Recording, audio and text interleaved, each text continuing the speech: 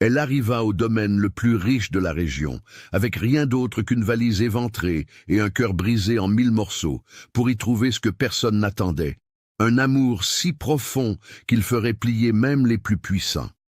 Pouvez-vous imaginer être si rejeté par la vie que vous acceptez de travailler dans un lieu inconnu, à des kilomètres de tout, juste pour ne pas mourir de faim au bord de la route? Qu'est-ce qui pousse une femme à croire qu'elle ne mérite que des miettes, tandis qu'un homme riche et respecté porte une solitude si vaste que tout l'or du monde ne pourrait la combler? Mais cette histoire s'est déroulée dans la campagne profonde, en septembre 1912, lorsque le destin décida de réunir deux âmes brisées d'une manière que personne n'aurait pu prédire. Avant de continuer, dites-moi dans les commentaires d'où vous regardez cette vidéo. Écrivez votre ville et votre région ou votre pays si vous êtes hors de France. J'adore savoir que ces histoires voyagent si loin, connectant les gens à travers les émotions que nous partageons tous. Et si vous n'êtes pas encore abonné à la chaîne, abonnez-vous maintenant et activez la cloche pour ne manquer aucune histoire de résilience et d'amour véritable. Claire Vasseur avait 24 ans lorsqu'elle découvrit que le monde n'avait pas de place pour elle. Ce ne fut pas une découverte soudaine, mais la confirmation douloureuse de ce qu'elle soupçonnait depuis l'âge de 8 ans, lorsqu'elle devint orpheline et partit vivre chez son oncle et sa tante dans le petit village de Saint-Benoît. L'oncle Auguste et la tante Mathilde l'avaient recueillie par devoir, non par envie. Cela fut clair dès le premier jour, lorsque la tante désigna un vieux grabat dans la petite pièce du grenier et dit d'une voix sèche que ce serait là sa place. Claire apprit tôt à se faire invisible. Elle apprit à manger en silence, à travailler sans se plaindre, à ne jamais rien demander. Elle se levait avant le soleil pour tirer l'eau du puits, balayait la maison entière avant le petit déjeuner, lavait le linge à la rivière jusqu'à ce que ses mains soient à vif. Ses cousins, Gabriel et René, grandirent avec des vêtements neufs et allèrent à l'école. Claire grandit avec leur reste et la certitude qu'elle n'était là que par charité. La tante Mathilde ne la laissait jamais l'oublier. Quand on vous traite comme un fardeau pendant 16 ans, quelque chose en vous commence à y croire. Claire se regardait dans le miroir et voyait une jeune femme trop maigre, aux cheveux châtains ternes toujours tirés en un chignon strict, des mains calleuses qui semblaient appartenir à quelqu'un de bien plus vieux. Ses yeux en amande, héritage d'une mère dont elle se souvenait à peine, était la seule chose jolie qu'elle parvenait à voir en elle-même. Mais la beauté ne servait à rien quand on n'avait ni dot, ni famille, ni avenir. Les années passèrent dans cette routine étouffante. Claire voyait les filles du village se marier, fonder des familles, trouver leur place dans le monde. Elle restait dans sa petite chambre, sous les toits, de plus en plus invisible, de plus en plus convaincue que c'était tout ce qu'elle méritait. Puis vint le jour où même cela lui fut arraché.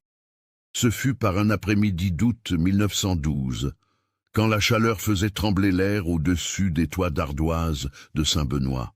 La cousine Renée allait se marier et la maison était en effervescence avec les préparatifs.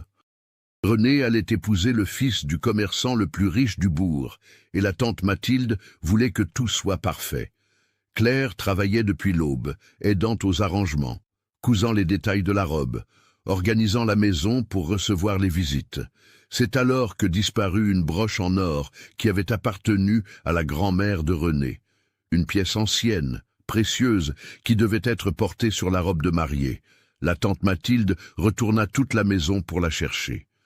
Quand elle ne la trouva pas, ses yeux se tournèrent directement vers Claire. Il n'y eut pas d'enquête, pas de doute. L'accusation tomba, rapide et tranchante comme une lame. « Tu as volé !» dit la tante Mathilde d'une voix tremblante de rage contenue. « Après tout ce que nous avons fait pour toi, après t'avoir élevée comme notre propre fille, c'est ainsi que tu nous remercies ?» Claire sentit le sol se dérober sous ses pieds. Elle nia désespérément, jura sur tout ce qu'il y avait de sacré qu'elle n'avait pas touché à la broche, qu'elle ne savait même pas où elle était rangée. Mais chacun de ces mots semblait seulement confirmer sa culpabilité aux yeux de son oncle et de sa tante. L'oncle Auguste, qui avait passé 16 ans à peine la regarder, la fixa finalement avec un mélange de déception et de colère. « Nous avons toujours su que cela pouvait arriver, » dit-il d'une voix grave. « Les gens sans famille, sans berceau, sans éducation, dès qu'une opportunité se présente, ils montrent qui ils sont vraiment. » Ces mots firent plus mal que n'importe quelle gifle. Claire supplia, pleura, proposa qu'on fouille ses affaires, sa chambre. Mais la décision était déjà prise. La tante Mathilde posa un ultimatum glacial. « Tu quittes cette maison demain à l'aube, » dit-elle en croisant les bras sur sa poitrine. « Et inutile d'aller répandre des mensonges dans le village, car personne ne te croira. Tout le monde sait que nous t'avons élevé par charité.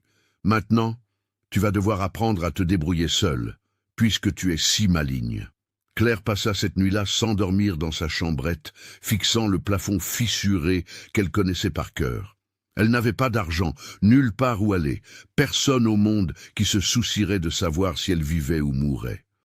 Les larmes coulaient en silence sur son visage, alors qu'elle essayait de comprendre comment elle en était arrivée là. Elle avait été si obéissante, si travailleuse, si reconnaissante. Et à la fin, rien de tout cela n'avait compté. À l'aube, elle prit la petite valise en carton où elle gardait ses maigres biens. 3 robes usées, un change de sous-vêtements reprisé, le châle délavé qui avait appartenu à sa mère, un peigne cassé. C'était tout ce qu'elle possédait au monde. Elle sortit par la porte de derrière sans se retourner, la gorge si serrée qu'elle pouvait à peine respirer. Le village de Saint-Benoît s'éveillait doucement en ce matin de septembre. Claire marcha dans les rues de terre battue la tête basse, sentant le poids des regards derrière les fenêtres. La nouvelle avait déjà dû se répandre. Dans un petit village, ce genre de scandale voyage plus vite que le vent. Elle était maintenant l'orpheline ingrate qui avait volé la famille, qui l'avait accueillie. La vérité importait peu. La version de son oncle et de sa tante était la seule qui serait écoutée.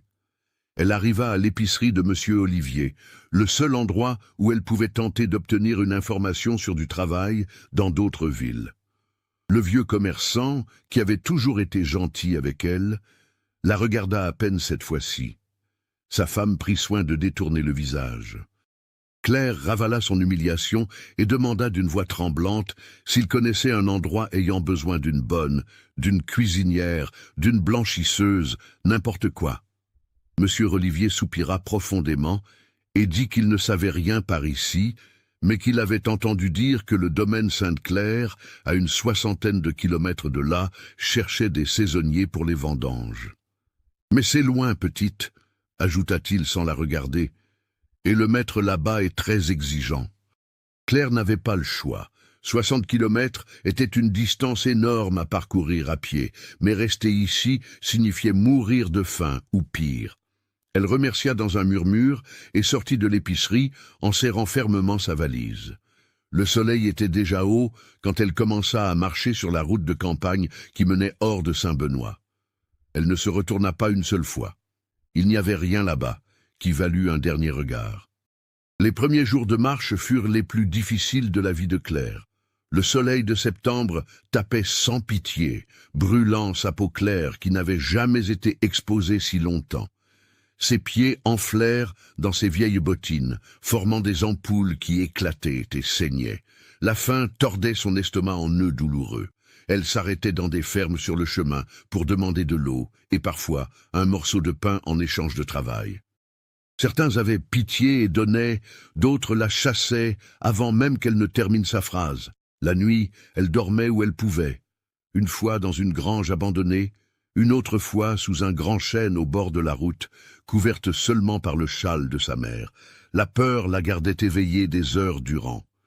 Peur des animaux sauvages, peur des hommes mal intentionnés, peur de ne jamais arriver nulle part et de simplement disparaître sans que personne ne le remarque ou ne s'en soucie. Mais il y avait quelque chose de plus fort que la peur. L'entêtement pur et simple de continuer à exister. Claire ne savait expliquer pourquoi, mais quelque chose en elle refusait de se coucher et de mourir. Peut-être était-ce de l'orgueil, peut-être de la colère, peut-être juste l'instinct aveugle de survie. Elle mettait un pied devant l'autre, jour après jour, parce que c'était la seule chose qu'elle pouvait faire. Le 5e jour de marche, alors que le soleil commençait à descendre à l'horizon, peignant le ciel d'orange et de violet, Claire aperçut un portail en fer forgé avec le nom inscrit « Domaine Sainte-Claire ».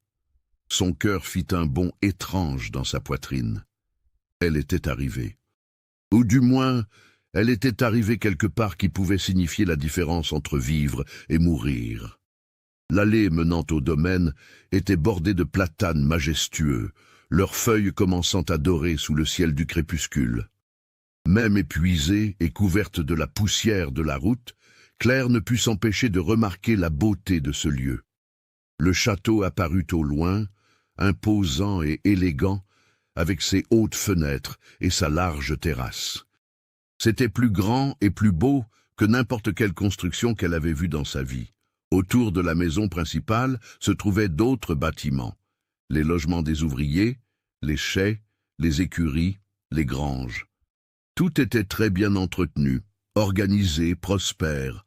Claire se sentit encore plus insignifiante avec sa valise éventrée et ses pieds en sang. Elle s'arrêta devant la maison principale sans trop savoir quoi faire. Frapper à la porte d'entrée semblait inapproprié pour quelqu'un comme elle. Elle décida de contourner vers l'arrière, où se trouvaient généralement les cuisines et l'entrée de service. C'est alors qu'elle entendit une voix derrière elle. « Mademoiselle, que voulez-vous ici ?» Claire se retourna, effrayée. C'était un homme d'une 60aine d'années, la peau tannée par le soleil, portant un chapeau et des vêtements de travail. Il avait des yeux gentils, malgré son ton direct. Elle essaya de répondre, mais sa voix sortit rauque, faute d'avoir été utilisée depuis longtemps. Elle avala sa salive et réessaya. « Je cherche du travail, monsieur », dit-elle en essayant de paraître ferme malgré la fatigue. « On m'a dit à Saint-Benoît qu'on avait peut-être besoin de monde ici pour les récoltes. » L'homme la toisa, l'évaluant. Ce n'était pas un regard cruel, juste prudent. « Vous êtes venu à pied de Saint-Benoît ?» Claire hocha la tête. L'homme siffla doucement. « C'est à plus de 15 lieues, petite. Vous avez l'air de quelqu'un qui n'a ni mangé ni bu correctement depuis des jours. » Elle ne nia pas, car c'était la vérité. L'homme ôta son chapeau et se gratta la tête, pensif. « Eh bien, la maison a besoin d'une blanchisseuse temporaire, oui, dit-il finalement. Mais c'est Madame Amélie, la gouvernante, qui décide. Elle est à la cuisine en ce moment. Venez, je vous emmène à elle. Mais attention, Madame Amélie est difficile. Elle n'accepte ni la paresse ni les excuses. Si elle vous donne le travail, vous allez devoir trimer dur. » Claire sentit une vague de soulagement si grande qu'elle dut cligner des yeux plusieurs fois pour chasser les larmes qui menaçaient de couler. « Je sais travailler dur, monsieur, » dit-elle d'une voix ferme. « C'est la seule chose que je sais bien faire. » L'homme sourit légèrement et montra un chemin latéral. « Je m'appelle Daniel, je suis le régisseur ici. Venez avec moi. » La cuisine du domaine Sainte-Claire était immense, avec une cuisinière en fonte, une longue table en bois, des casseroles en cuivre pendues au mur. L'odeur de nourriture fit gargouiller l'estomac de Claire si fort qu'elle en eut honte. Assise à la table, révisant une liste, se tenait une femme d'une 50aine d'années, cheveux gris tirés en un chignon impeccable, robe noire stricte, posture droite. Madame Amélie. Elle leva les yeux quand Daniel et Claire entrèrent. Son regard était perçant et calculateur. « Qu'est-ce que c'est, Daniel ?» Le régisseur expliqua que Claire venait chercher le poste de blanchisseuse. Madame Amélie l'examina en silence pendant de longues secondes, qui parurent des heures. « D'où venez-vous ?»« De Saint-Benoît, madame, » répondit Claire. « Pourquoi êtes-vous partie de là-bas ?» La question vint rapidement, et Claire sentit son sang se glacer. Elle ne pouvait pas dire la vérité. Qui embaucherait quelqu'un accusé de vol? « Mon oncle et ma tante sont décédés, » mentit-elle la voix tremblante. « Je n'avais plus personne là-bas. » Madame Amélie continua de la regarder avec cette expression qui semblait lire chaque mensonge, chaque secret, chaque peur. « Savez-vous laver le linge de maison fin? Savez-vous repasser au fer chaud sans brûler? Savez-vous enlever les tâches difficiles ?» Claire hocha la tête à tout. Elle avait appris tout cela chez son oncle, après tout. Elle savait travailler. La gouvernante soupira enfin. « Je vais vous donner une semaine d'essai, dit-elle d'une voix sèche. Le travail est dur, les journées sont longues, et je n'accepte ni paresse ni négligence. Vous vous lèverez à 5 heures, travaillerez jusqu'à 6 heures du soir avec une pause pour le déjeuner. Le paiement est hebdomadaire, nourri et logé. Si vous ne convenez pas, vous partirez sans faire d'histoire. Compris ? Compris, madame. » Claire pouvait à peine y croire. Elle avait réussi. Elle avait un endroit où rester, de la nourriture à manger, du travail à faire. À cet instant, cela semblait un miracle. Madame Amélie frappa dans ses mains une fois, et une jeune fille apparut à la porte. « Emmène-la à la chambrette à côté de la buanderie. Donne-lui une assiette, de l'eau pour se laver et montre-lui où sont les choses. Demain, elle commence à 5 heures précises. » La chambrette était petite, simple, avec un lit étroit, un tabouret et une bassine. Pour Claire, elle ressemblait à un palais. Elle mangea la soupe épaisse et le morceau de pain qu'on lui donna comme si c'était le dernier repas de sa vie. Elle se lava le visage, les bras, les pieds endoloris. Elle s'allongea sur le lit et, pour la première fois en une semaine, réussit à fermer les yeux sans peur de ce que l'aube apporterait. Les premiers jours de travail furent exténuants. Claire se levait avant le soleil, encore dans l'obscurité, et allait à la buanderie où des montagnes de linge l'attendaient. Draps de lin fin, nappes brodées, chemises blanches immaculées, robes délicates. Tout devait être lavé à la main avec soin, frotté sur les planches, essoré, rincé plusieurs fois, étendu sur le fil pour sécher au soleil. Puis venait le travail de repassage avec des fers lourds chauffés sur le poêle. Son dos lui faisait mal, ses bras brûlaient, ses mains devenaient rouges et enflées, mais Claire ne se plaignait pas. Elle travaillait en silence, concentrée, dévouée. Madame Amélie apparaissait plusieurs fois par jour pour inspecter le travail, cherchant le moindre défaut, la moindre raison de la renvoyer. Claire prenait soin de chaque pièce comme si sa vie en dépendait. Et peut-être en dépendait-elle vraiment. Les autres employés de la maison étaient polis, mais distants. Personne ne posait de questions, personne n'engageait la conversation. Claire était temporaire, et tous savaient que les temporaires ne duraient pas longtemps. Cela ne valait pas la peine de créer des liens. Elle mangeait seule, travaillait seule, dormait seule. Elle y était habituée. Ce fut au 4e jour que Claire vit le maître pour la première fois. Elle étendait des draps sur le fil quand elle entendit des pas fermes sur le chemin de gravier qui menait au château. Elle leva les yeux et son cœur rata un battement. Édouard Nogaret avait 38 ans et était le genre d'homme qui attirait l'attention sans rien faire. Grand, les épaules larges, la posture droite de celui qui a l'habitude de commander. Il portait un pantalon sombre, une chemise blanche aux manches retroussées jusqu'au coude, un chapeau à large bord. Ce qui impressionnait le plus, c'étaient ses yeux gris, couleur de ciel d'orage, qui portaient une tristesse profonde, même lorsqu'il ne fronçait pas les sourcils. Il passa près du fil à linge en discutant avec Daniel des vendanges qui approchaient. Claire baissa rapidement la tête, feignant d'être concentrée sur les draps. Mais elle remarqua qu'il avait regardé dans sa direction, juste une seconde, avant de continuer à marcher. C'était le genre de regard qu'un maître jette aux employés, vérifiant que le travail est fait, rien de plus, mais quelque chose dans ce regard rapide fit accélérer le cœur de Claire d'une manière étrange. Elle se réprimanda mentalement. Elle était ridicule. Les hommes comme Édouard Nogaret ne regardaient pas les femmes comme elle.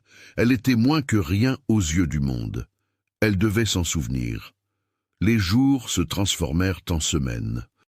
Septembre laissa place à octobre et le temps commença à fraîchir un peu. Claire resta au domaine parce que Madame Amélie, bien que ne complimentant jamais, ne la renvoya pas non plus. Le travail restait lourd, mais Claire reprenait du poids. Ses mains étaient plus fortes. Son visage avait retrouvé un peu de couleur. Pour la première fois depuis longtemps, elle ne faisait pas que survivre. Elle vivait. Alors arriva quelque chose qui allait tout changer. C'était un après-midi d'octobre, le soleil encore haut mais avec cette lumière dorée de l'automne. Claire était au bassin de la buanderie, à genoux sur le sol de pierre, frottant une chemise blanche contre la planche.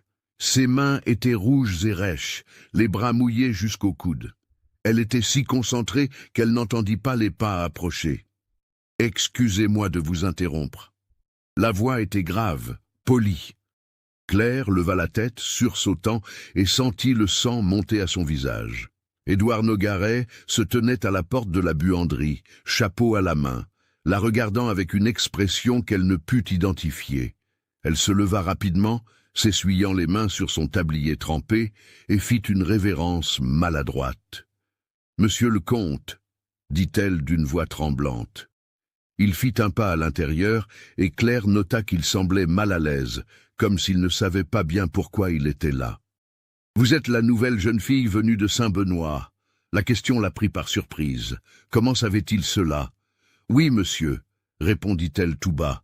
« Claire Vasseur. » Édouard hocha lentement la tête, comme s'il gravait le nom. « Madame Amélie m'a dit que vous travaillez bien, » dit-il après une pause, « que vous êtes soigneuse avec le linge. » Claire ne savait que répondre. Un éloge venant du maître à travers la gouvernante était quelque chose de si inattendu qu'elle n'avait pas de mots.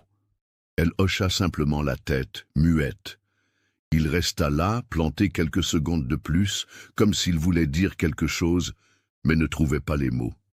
Finalement, il remit son chapeau. « Continuez ainsi, » dit-il, avant de se retourner et de sortir de la buanderie d'un pas ferme. Claire resta immobile, au même endroit de longues minutes après son départ, le cœur battant trop fort dans sa poitrine. Pourquoi le maître viendrait-il personnellement à la buanderie pour dire cela? Il aurait pu envoyer n'importe quel message par Madame Amélie ou Daniel, mais il était venu lui-même. Il l'avait regardé, il avait appris son nom, il avait reconnu son travail. Pour la première fois en 24 ans de vie, Claire ressentit quelque chose d'étrange et d'effrayant. La sensation que quelqu'un l'avait vraiment vue. Pas comme un poids mort, pas comme une employée invisible, mais comme une personne. Elle ne savait pas quoi faire de cette sensation. Alors elle retourna au travail, frottant le linge avec plus de force, essayant de frotter avec lui ce sentiment dangereux qui commençait à naître quelque part dans sa poitrine. Ce que Claire ne savait pas, c'est qu'à cet instant précis, dans la grande maison, Édouard Nogaret se tenait à la fenêtre du bureau, regardant en direction de la buanderie avec une expression troublée. Il ne comprenait pas pourquoi il était allé là-bas. Il ne comprenait pas pourquoi le visage de cette jeune fille maigre, aux yeux tristes, ne sortait pas de sa tête depuis qu'il l'avait vue pour la première fois étendre des draps. Il ne comprenait pas pourquoi. Pour la première fois en 3 ans, quelque chose en lui qui était mort et enterré commençait à bouger, douloureux et têtu comme un bourgeon perçant une terre aride. Il ferma les yeux et prit une profonde inspiration, s'éloignant de la fenêtre. C'était ridicule, c'était dangereux. Béatrice était morte il y a seulement 3 ans. Il avait juré de ne plus jamais regarder une autre femme de cette façon. Il avait juré que son cœur était fermé à jamais. Mais le cœur, Édouard le découvrait, se moque des serments. 6 semaines passèrent depuis l'arrivée de Claire au domaine Sainte-Claire, et quelque chose avait changé dans l'air. Ce n'était rien qui pût être expliqué par des mots, rien qui pût être montré du doigt. C'était un changement subtil, du genre qu'on ne sent que dans la poitrine, à cet endroit où les émotions vivent avant de recevoir un nom. L'automne avançait et les vignes viraient au rouge et à l'or. Les matins étaient froids, avec cette brume fine qui couvrait les champs comme un drap de coton. Mais le soleil de midi brûlait encore. Claire se réveillait tous les jours à 5 heures précises, comme toujours. Mais maintenant son corps était habitué au rythme. Ses mains avaient créé de la corne sur les callosités. Ses bras étaient plus forts, ses épaules plus larges. Le travail physique avait sculpté en elle une résistance qu'elle ignorait posséder. Madame Amélie avait cessé d'inspecter chaque pièce de linge que Claire lavait. Cela ne signifiait pas exactement une approbation, mais cela signifiait que la gouvernante n'avait plus de quoi se plaindre. Claire avait prouvé qu'elle savait travailler, qu'elle était soigneuse, qu'elle ne déchirait ni ne tachait le linge fin de la maison. Elle avait gagné le droit de rester là, du moins pour l'instant. Mais ce qui avait vraiment changé, ce qui tenait Claire éveillée certaines nuits à regarder le plafond de sa chambrette, c'était la façon dont Édouard Nogaret avait commencé à apparaître. Ce n'étaient pas des rencontres planifiées, du moins c'est ce qu'elle se disait. Mais d'une manière ou d'une autre, il trouvait toujours le moyen de passer par la buanderie à l'heure où elle travaillait, ou près du fil à linge quand elle étendait, ou sur le chemin menant au bassin quand elle portait de lourds paniers. La première fois qu'il proposa de l'aider, Claire faillit tout laisser tomber de surprise. C'était un matin de novembre, et elle portait un énorme panier de draps mouillés vers le fil à linge. La charge était lourde, et elle devait s'arrêter tous les quelques pas pour reprendre son souffle. C'est alors qu'elle entendit cette voix grave derrière elle demander si elle avait besoin d'aide. Elle se retourna si vite qu'elle manqua de perdre l'équilibre. Édouard était là, sans chapeau, les manches de sa chemise relevées, la regardant avec une expression mêlant inquiétude et quelque chose d'autre qu'elle ne parvenait pas à identifier. « Non, monsieur le comte », répondit Claire rapidement, sentant son visage chauffer. « J'y arrive, c'est mon travail. » Il fit un pas en avant, ignorant la protestation. « Je sais que c'est votre travail, » dit-il d'une voix calme. « Mais cela ne signifie pas que vous devez vous tuer à la tâche. Donnez-moi ça. » Et avant qu'elle ne puisse l'en empêcher, il avait pris le panier de ses mains et marchait en direction du fil à linge d'un pas décidé. Claire resta figée sur place quelques secondes, bouche bée, avant de courir après lui. « Monsieur, vous n'avez pas à faire ça !» commença-t-elle à protester, mais il déposait déjà le panier près du fil. « Voilà !» dit-il en s'essuyant les mains. Ce n'était rien. Il la regarda alors, la regarda vraiment, avec ses yeux gris qui semblaient de voir plus qu'ils ne le devraient. « Vous allez bien? Vous ne travaillez pas trop ?» La question était si inattendue, si sincèrement inquiète, que Claire sentit un nœud dans sa gorge. À quand remontait la dernière fois que quelqu'un lui avait demandé si elle allait bien? Elle hocha la tête rapidement, sans faire confiance à sa propre voix. « Je vais bien, monsieur. Merci pour l'aide. » Édouard resta là encore un moment, comme s'il voulait ajouter quelque chose, mais il finit par hocher la tête et reprit son chemin. Ce fut la première de nombreuses petites rencontres. Édouard commença à apparaître plus souvent, toujours avec une excuse plausible. Une fois, il vint demander si elle avait vu Daniel par là. Une autre fois, il apporta un verre d'eau fraîche en disant qu'il faisait très chaud. Une autre fois, il s'arrêta simplement pour commenter le temps, la fin des vendanges, la beauté du domaine à cette époque de l'année. Les conversations étaient toujours brèves, toujours superficielles, toujours polies. Mais il y avait quelque chose dans les regards qui s'attardait une seconde de trop dans la façon dont il souriait légèrement quand elle disait quelque chose, dans la manière dont il demandait toujours si elle allait bien, si elle avait besoin de quelque chose. Claire n'était pas naïve. Elle savait que c'était dangereux. Les maîtres ne conversaient pas avec les employés temporaires à moins de vouloir quelque chose. Et elle connaissait suffisamment d'histoires de filles utilisées et jetées par des hommes puissants. Mais quelque chose chez Édouard semblait différent. Il ne s'approchait jamais trop près, ne parlait jamais de manière suggestive, ne la touchait jamais au-delà de ce moment où il avait pris le panier de linge de ses mains. Il y avait un respect dans chaque mot, dans chaque geste, comme s'il essayait de la connaître vraiment, pas seulement de la posséder. Et Claire, que Dieu lui vienne en aide, commençait à aimer ces rencontres. Elle commençait à prêter plus d'attention à ses cheveux le matin, les attachant avec un peu plus de soin. Elle commençait à regarder vers le château plus souvent que nécessaire, le cœur bondissant quand elle voyait la haute silhouette d'Édouard sur la terrasse.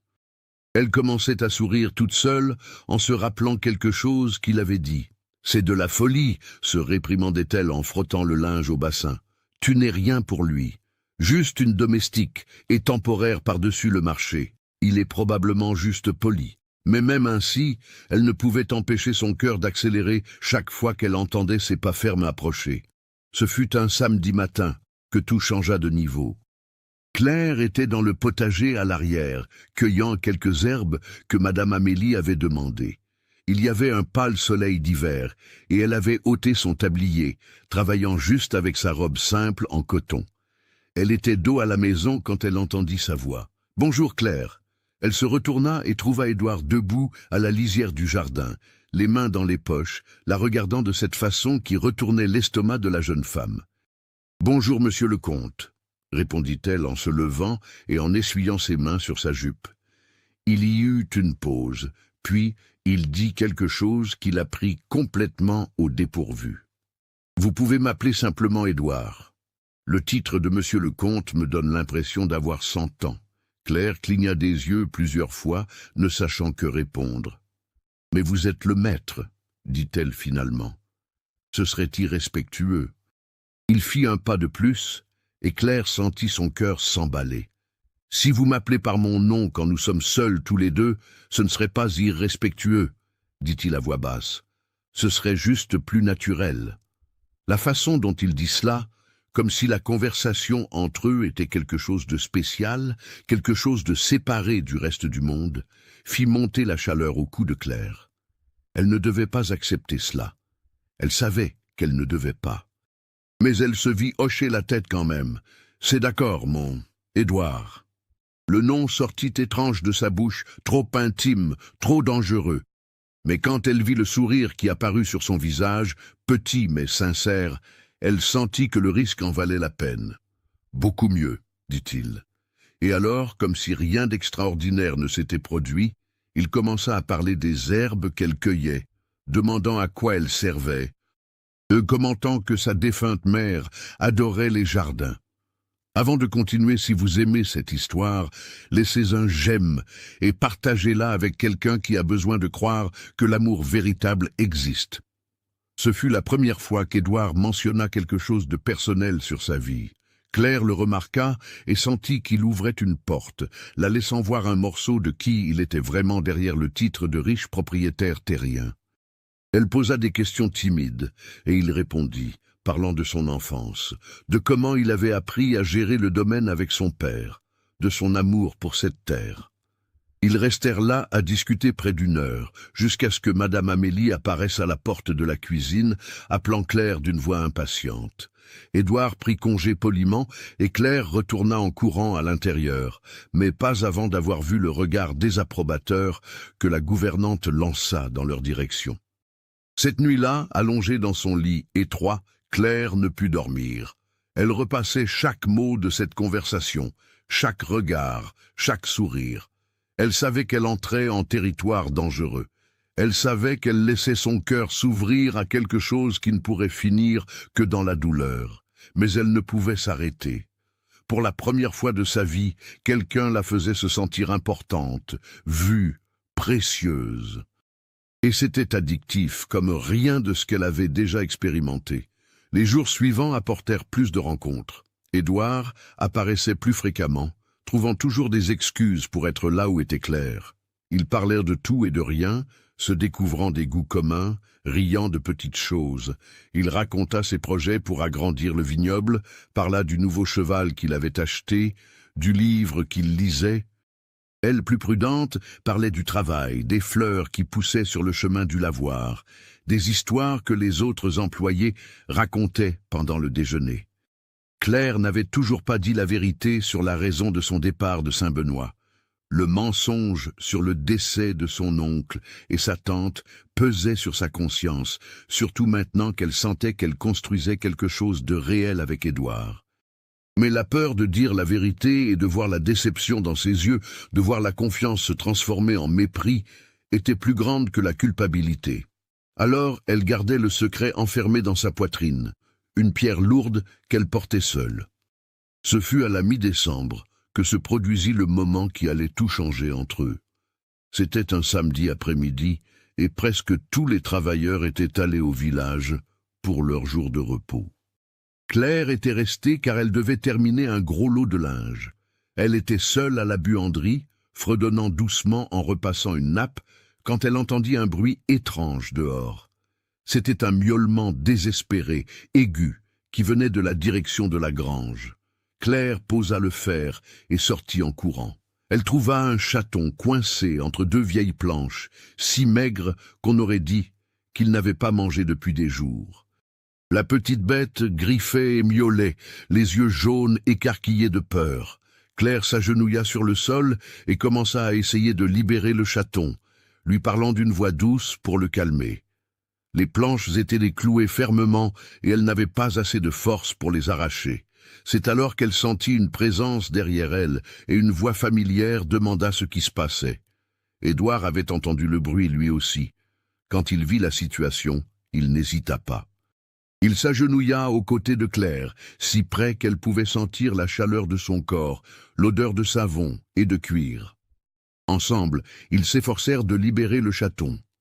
Édouard utilisa un morceau de bois comme levier et réussit enfin à écarter les planches suffisamment pour que Claire puisse tirer l'animal au dehors.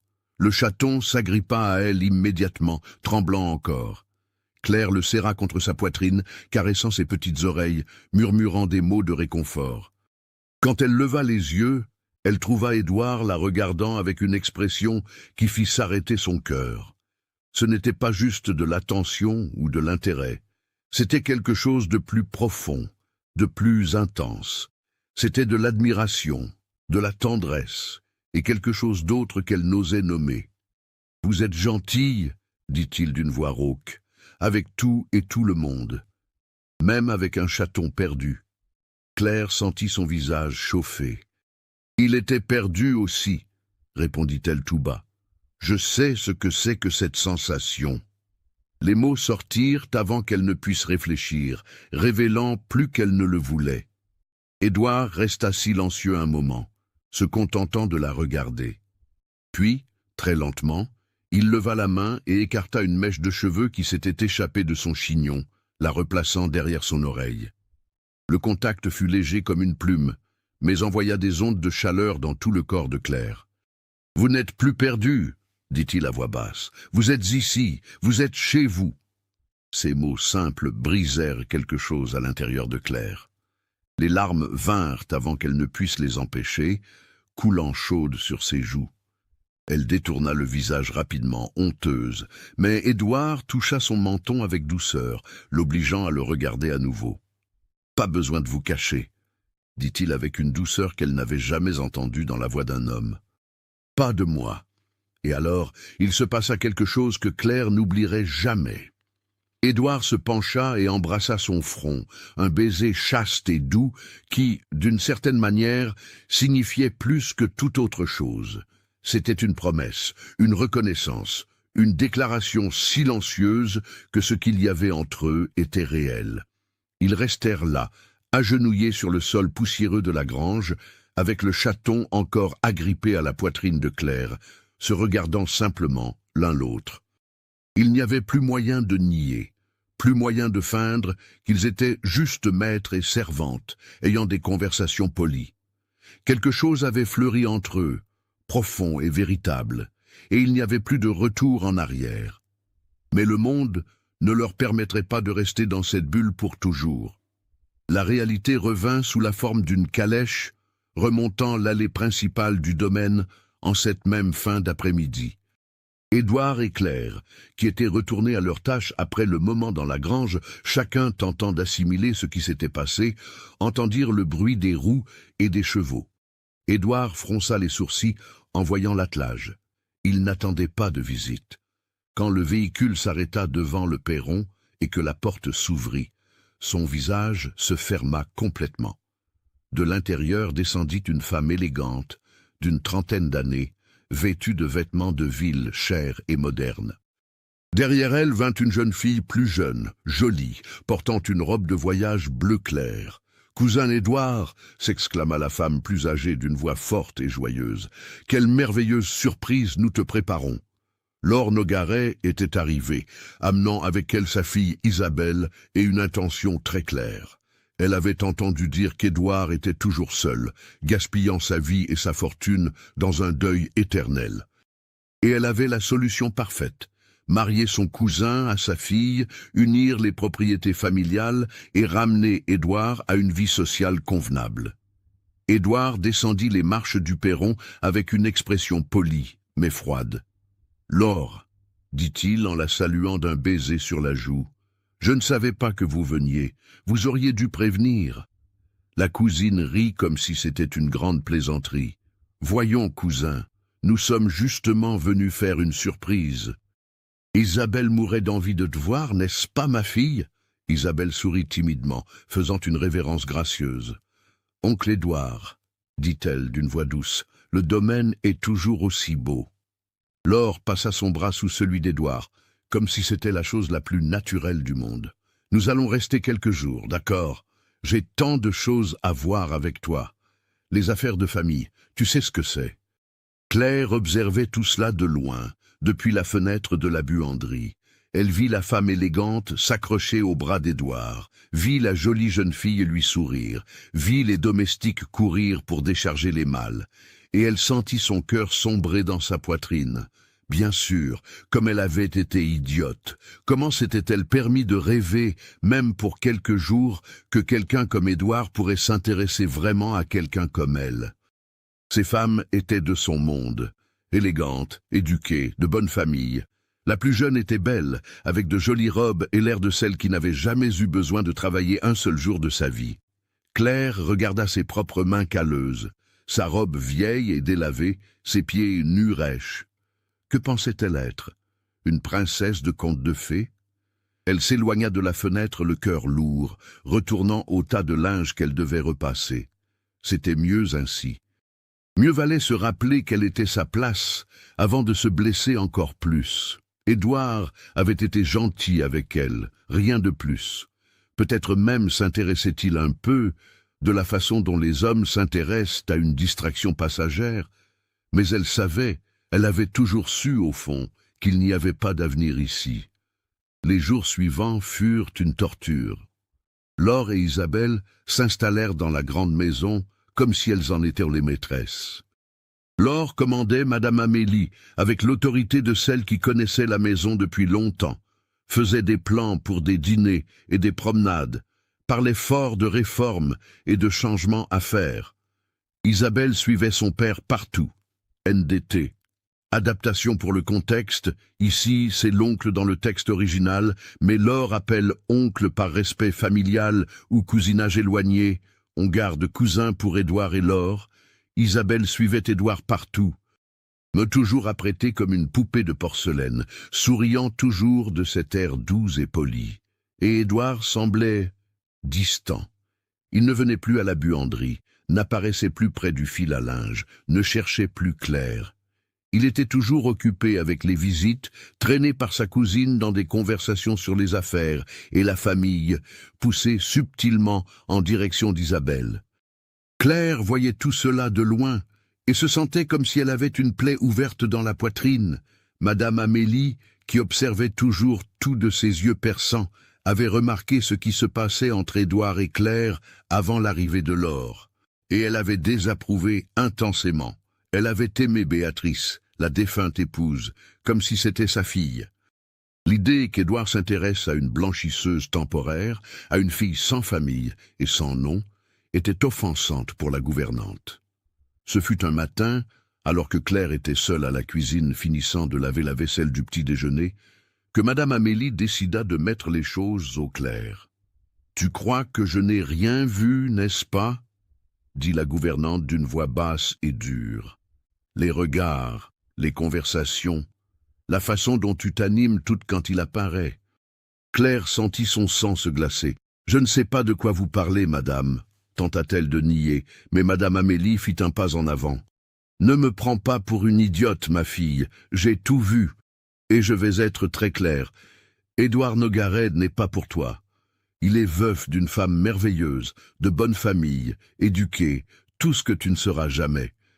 Si tu penses pouvoir t'élever socialement en t'accrochant à lui, tu te trompes lourdement. » Les mots étaient cruels, mais Claire ne put répondre, car une part d'elle était d'accord. Madame Amélie continua, implacable. « Sa cousine est ici exactement pour empêcher ces bêtises. Elle va le marier à sa fille, comme il se doit. Les gens se marient avec des gens de leur rang. Et toi, ma chère, tu es une employée temporaire. Quand les vendanges et le travail de l'automne seront finis, tu partiras d'ici et tu seras oubliée avant même d'avoir franchi le portail. » Claire serra les mains sur le bord de l'évier, luttant contre les larmes qui brûlaient derrière ses yeux.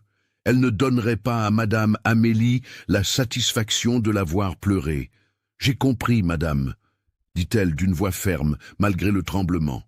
« Puis-je retourner au travail maintenant ?» Madame Amélie l'étudia un long moment avant d'acquiescer. « Tu peux. Et souviens-toi de ce que j'ai dit. » Claire retourna à la buanderie, les jambes flageolantes. Chaque mot de Madame Amélie avait fait mouche, parce que c'étaient les mêmes choses qu'elle se disait déjà à elle-même. Tout était vrai. Elle n'était rien, n'avait rien, ne méritait rien de plus que ce qu'elle avait déjà. Mais le pire survint cet après-midi-là, quand Claire étendait du linge et entendit des voix venant de la terrasse. C'était Édouard et Laure qui discutaient. Elle savait qu'elle ne devait pas écouter, mais elle resta paralysée quand elle entendit son propre nom. Laure disait qu'elle avait entendu des rumeurs sur une nouvelle bonne qui attirait trop l'attention de son cousin. « Édouard, tu dois faire attention », disait la cousine sur un ton inquiet. « Une fille comme ça, sans famille, que personne ne connaît, peut être ici avec de mauvaises intentions. Combien d'histoires n'entendons-nous pas de femmes profitant de veufs riches ?» Claire serra le drap avec force, attendant la réponse d'Édouard. Son cœur battait si fort qu'il semblait que tous pouvaient l'entendre. Il y eut une longue pause avant qu'il ne réponde. « Claire n'est pas comme ça, » dit-il d'une voix ferme. Mais alors Laure continua. « Comment le sais-tu, cousin? Connais-tu son passé? Sais-tu pourquoi elle a quitté sa ville précédente et si elle fuyait quelque chose ?» Un autre silence. Claire sentit les larmes couler enfin. Édouard ne savait rien de son passé, parce qu'elle avait menti. Et Laure avait raison de questionner. Toute personne sensée questionnerait. Édouard répondit finalement, mais sa voix était plus basse, plus hésitante. « Tu as raison, » dit-il. « Je dois être plus prudent. » Claire n'attendit pas pour en entendre davantage. Elle lâcha le panier de linge et courut vers sa chambrette, verrouillant la porte derrière elle. Elle s'assit sur le lit et laissa enfin les larmes tomber librement. C'était tout de sa faute. Elle avait menti sur son oncle et sa tante, avait caché la vérité sur l'accusation de vol. Elle avait laissé Édouard penser qu'elle était quelqu'un qu'elle n'était pas. Et maintenant, Laure plantait des doutes dans sa tête, des doutes légitimes que Claire ne pouvait contester sans révéler la vérité. Et si elle révélait la vérité, elle perdrait tout. Édouard penserait qu'elle l'avait trompée depuis le début, qu'elle était malhonnête, qu'elle était tout ce que Laure insinuait. Elle était prisonnière de son propre mensonge, sans issue. Ce soir-là, il y eut un dîner formel au château. Claire entendit le bruit des rires et des conversations, vit les fenêtres illuminées, sentit l'odeur de mets raffinés. Elle était allongée dans l'obscurité de sa petite chambre, regardant le plafond, quand on frappa à la porte. C'était l'une des cuisinières demandant de l'aide, car elles avaient trop de travail. Claire n'avait pas le choix. Elle se lava le visage, attacha ses cheveux, mit son tablier le plus propre et alla à la cuisine. Elle passa la soirée à laver la vaisselle, essuyer des verres en cristal, organiser des plats. De temps en temps, elle entendait des éclats de rire venant de la salle à manger. Une fois, en apportant un plateau de douceur, elle passa par la porte entr'ouverte et vit Édouard assis en bout de table, avec Laure d'un côté et Isabelle de l'autre. La jeune fille était magnifique dans une robe vert foncé, les cheveux bouclés, riant de quelque chose qu'Édouard avait dit. Claire retourna à la cuisine et continua de travailler en silence, le cœur brisé en 1000 morceaux. C'était ainsi que cela devait être. Édouard à sa place, entouré de gens de son rang, et elle à l'arrière lavant leur vaisselle. C'était l'ordre naturel des choses. Elle avait été idiote de penser que cela pourrait être différent. Les jours s'étiraient. Édouard ne cherchait plus Claire. Elle ne savait pas si c'était parce qu'il écoutait vraiment sa cousine ou parce qu'il n'avait simplement pas le temps avec tant de visites et d'engagements. Quoi qu'il en soit, le résultat était le même. Ils ne se parlaient plus, ne se regardaient plus, existaient dans des mondes complètement séparés. Claire se jetait dans le travail avec une intensité presque désespérée. Elle se levait plus tôt, Travaillait plus tard, prenait des tâches supplémentaires, n'importe quoi pour garder l'esprit occupé, pour ne pas penser à des yeux gris et des paroles gentilles, pour ne pas se souvenir du baiser sur le front qui avait tout signifié et semblait maintenant ne rien avoir signifié. Laure, pendant ce temps, avançait ses pions comme un général sur un champ de bataille. Elle organisait des promenades pour qu'Édouard et Isabelle restent seuls, parlait constamment de comment les deux feraient un couple parfait, commentait sur l'union des propriétés familiales. Isabelle, pour lui rendre justice, semblait sincèrement gentille et n'était pas coupable d'être utilisée comme pion dans les plans de sa mère. Mais sa présence constante aux côtés d'Édouard était comme du sel sur une plaie ouverte pour Claire. Ce fut par un après-midi de décembre, quand le froid commençait à mordre pour de bon, que tout atteignit sa limite. Claire était au bassin lavant du linge, les mains engourdies, tant l'eau était glacée. Le ciel était bouché, menaçant de tempête. Elle travaillait mécaniquement, perdue dans des pensées sombres, quand elle entendit des pas rapides approcher. C'était Daniel, le régisseur, l'air inquiet. « Claire, j'ai besoin de toi », dit-il sans détour. Madame Laure a fait un malaise, elle vomit et a une forte fièvre. Madame Amélie s'occupe d'elle, mais elle a besoin de quelqu'un pour s'occuper de la petite Isabelle et de Monsieur Édouard. Il faut préparer du thé, un repas léger, ces choses-là. Les cuisinières sont toutes occupées avec le linge de lit qui doit être changé. Claire sentit la panique monter. Devoir aller à l'intérieur de la maison, devoir servir Édouard et Isabelle, devoir feindre que tout allait bien. « Je ne sais pas si je suis la bonne personne, monsieur Daniel », commença-t-elle à dire, mais le régisseur se retournait déjà. « Tu l'es. Dépêche-toi, petite, c'est une urgence. » Il n'y avait pas moyen de refuser.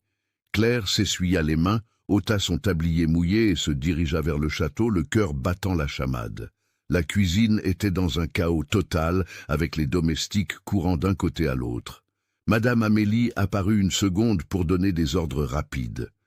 Claire allait préparer le thé et quelque chose de léger à manger, l'apporter au salon, servir, et ensuite revenir aider pour le reste.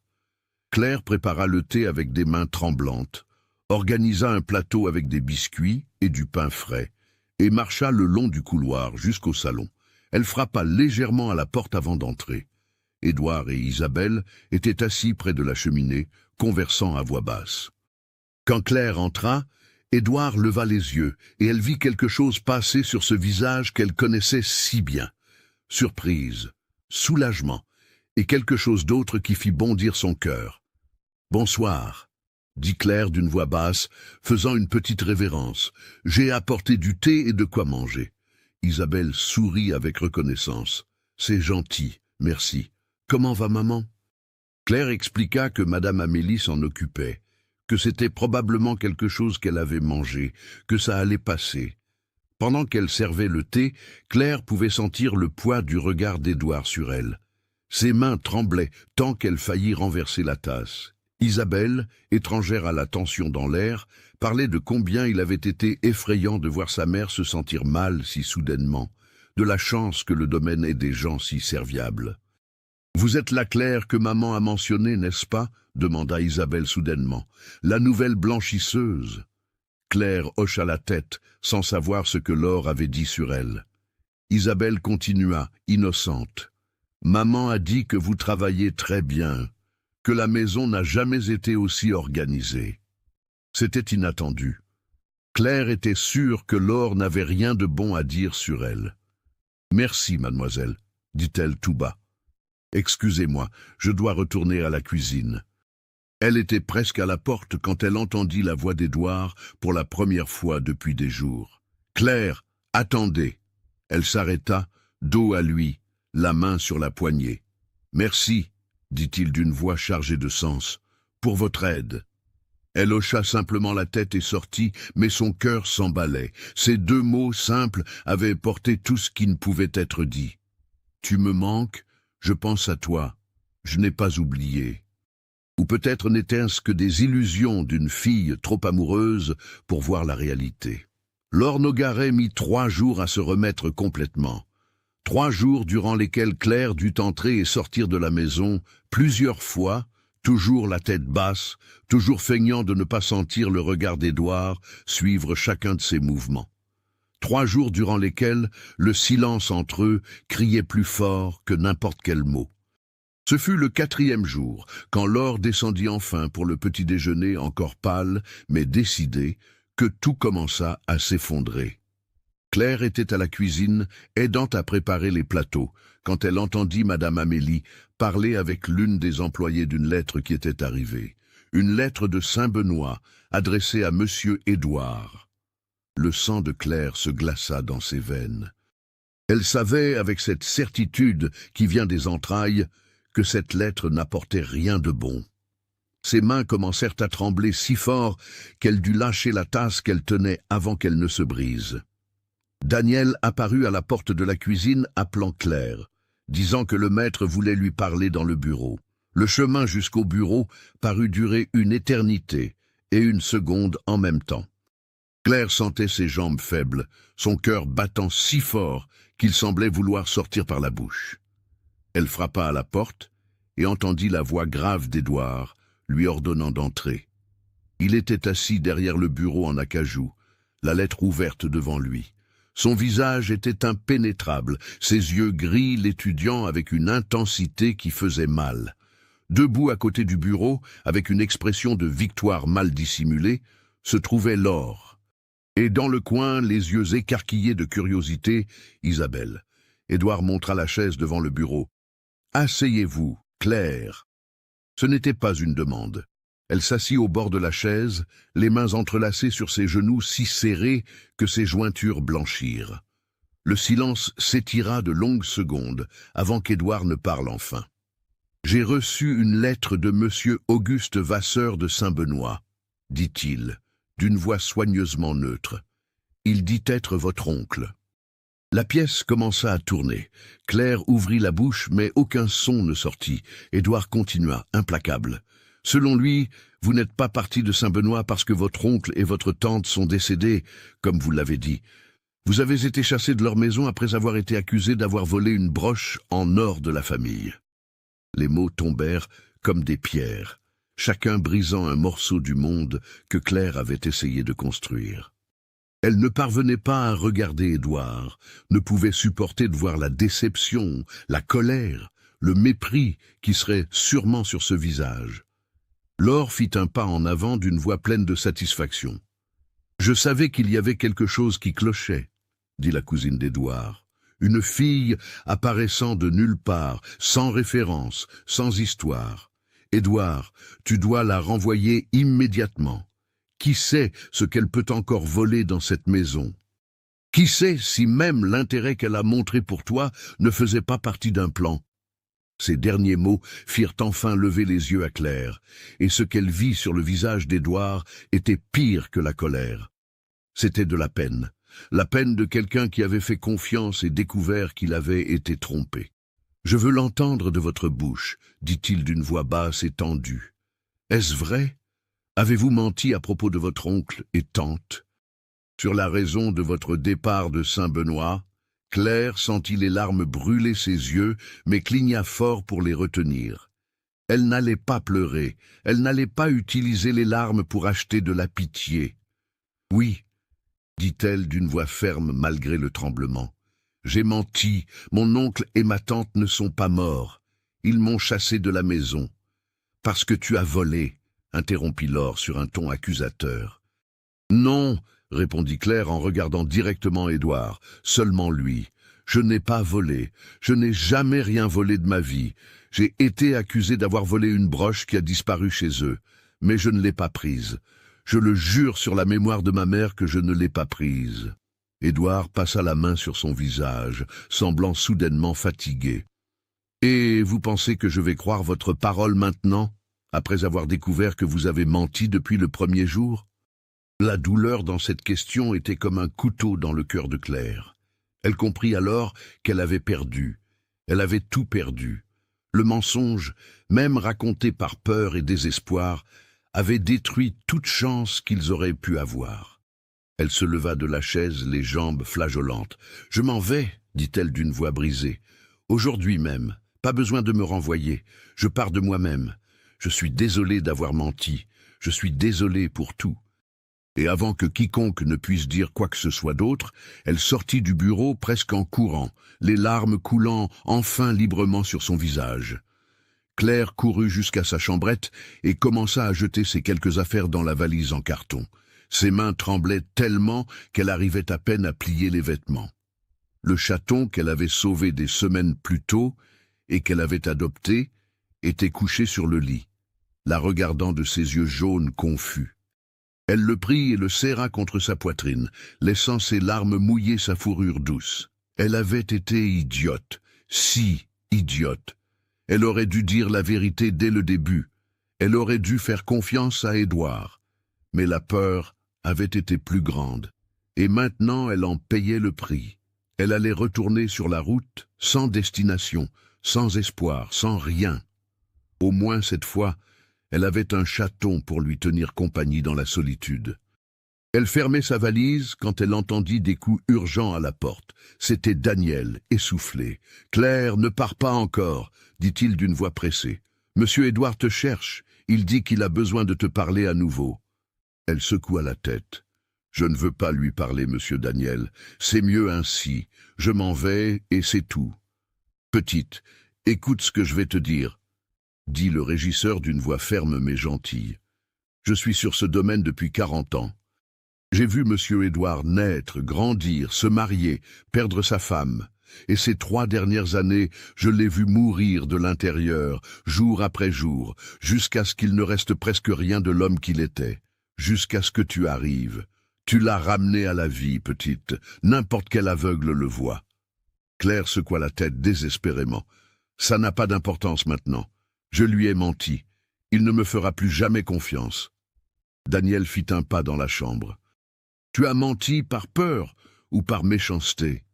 Elle leva ses yeux rouges d'avoir tant pleuré. « Par peur. J'avais tellement peur d'être jeté dehors à nouveau, de perdre le seul endroit qui m'avait accueilli. »« Alors, laisse-le savoir ça, » dit le vieux régisseur avec conviction. « Raconte toute la vérité. S'il ne te croit pas, alors oui, tu partiras. Mais au moins, essaie. » Avant que Claire ne puisse répondre, une autre voix vint de la porte. « Et je pense que vous devriez écouter Daniel. » Et c'était Isabelle, la fille de Laure, debout dans le couloir avec une expression déterminée. Claire la regarda surprise. La jeune fille entra dans la petite chambre et ferma la porte derrière elle. « J'ai besoin de te dire une chose, » dit Isabelle à voix basse. « Ma mère a tort à ton sujet. Je le sais parce que j'ai passé les derniers jours à observer. J'ai vu la façon dont tu travailles, le soin que tu as avec chaque chose, la gentillesse avec tous. Et surtout, j'ai vu la façon dont tu regardes l'oncle Édouard. Ce n'est pas de la comédie. Personne ne peut feindre ce qu'il y a dans tes yeux quand tu le regardes. » Claire sentit de nouvelles larmes jaillir. « Mais j'ai menti, » murmura-t-elle. « Comment va-t-il me faire confiance maintenant ?» Isabelle prit les mains de Claire dans les siennes. « Parce que tu vas dire la vérité, toute la vérité, et tu vas le laisser décider. » Elle hésita, puis continua. « Je dois te dire autre chose. Maman me force à feindre que je suis intéressée par l'oncle Édouard. Elle veut ce mariage parce que ses terres jouxtent les nôtres. Mais je ne l'aime pas. Je ne le connais même pas vraiment. Et il ne m'aime pas non plus. Il t'aime, toi. » Le cœur de Claire fit un bond douloureux. « Vous ne savez pas ça, » dit-elle, en secouant la tête. « Si, je le sais, » répondit Isabelle avec un sourire triste, « parce que c'est de la même façon que je regarde le fils du régisseur de notre domaine. Un amour qui ne peut exister à cause des différences sociales. Mais tu sais la différence entre toi et moi, tu as la chance de lutter pour ton amour. L'oncle Édouard n'a pas de famille pour le forcer à quoi que ce soit.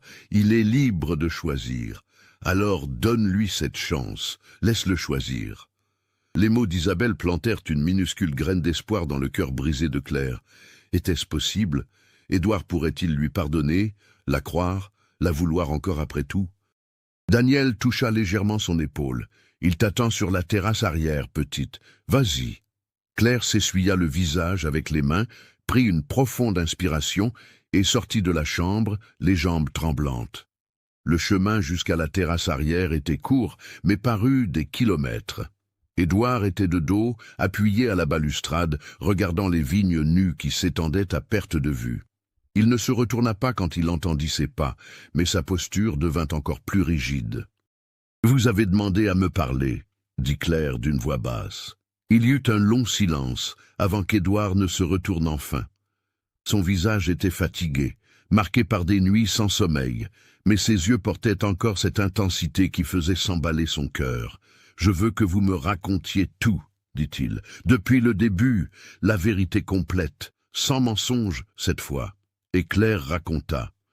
Elle raconta qu'elle était orpheline depuis ses 8 ans, qu'elle avait vécu chez son oncle et sa tante par charité, les 16 années où elle avait été traitée comme un fardeau. Elle raconta la broche qui avait disparu, l'accusation qui était tombée sur elle sans enquête, l'expulsion sans chance de défense. Elle raconta la marche désespérée jusqu'au domaine, la peur d'être jetée dehors à nouveau si quelqu'un savait la vérité. Elle raconta tout, les larmes coulant sur son visage, la voix se brisant plusieurs fois, mais sans s'arrêter jusqu'à ce que chaque mot ait été dit. Quand elle eut terminé, elle resta silencieuse, attendant le verdict. Édouard avait tout écouté sans interrompre, sans changer d'expression.